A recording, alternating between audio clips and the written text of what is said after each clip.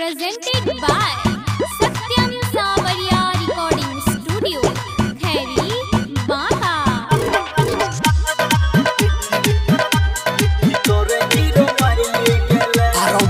छोरी के देख कते कम कछिरो ए छोरा तू हमर पीछा क्या पड़ल छिरो गई अते परफ्यूम मार के चलबही त पीछा कियो कर दो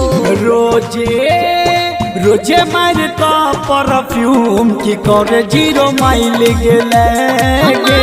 की करे 0 माइल गेले तोरा की जाय छौ खैरी बाका में रोज धरेला की करे 0 माइल गेले की करे 0 माइल गेले हम जेबै तोरा की जाय छौ रोजे मर का परफ्यूम की करे 0 माइल गेले बजर खसुआ की करे 0 माइल गेले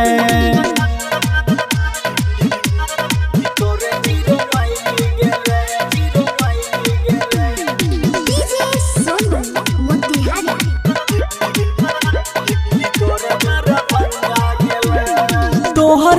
चढ़ल जवानी अंगूर के पानी बढ़ले परेशानी के तोरा में खर्चा छो बेसी आंसू नहीं तू नेपाल वाली रानी के दुर्जो सुना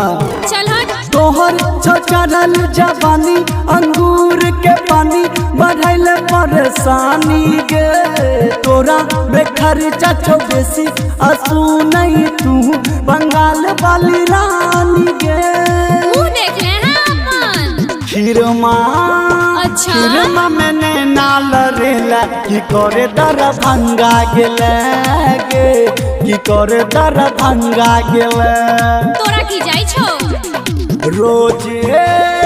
रोजे मार का परफ्यूम की करे 0 माइल गेले की करे 0 माइल गेले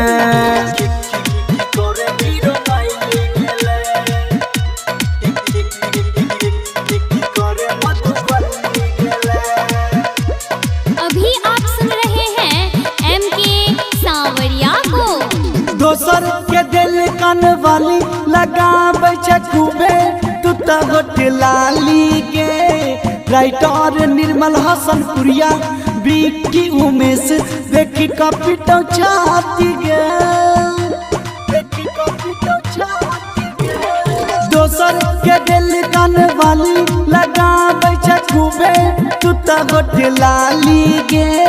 राइटर निर्मल हसन पुरिया संजीवन मोहन देखी कपिटो छाती गे पिटने रह जेबे MK सवरिया से बने नहीं तू चालू की करे मधुबनी गेला की करे मधुबनी गेला फोड़ देबो रोजे मार का परफ्यूम की करे 0 माइल गेला की करे 0 माइल गेला बुझला गे छोड़िया दुर्जो बजर खसु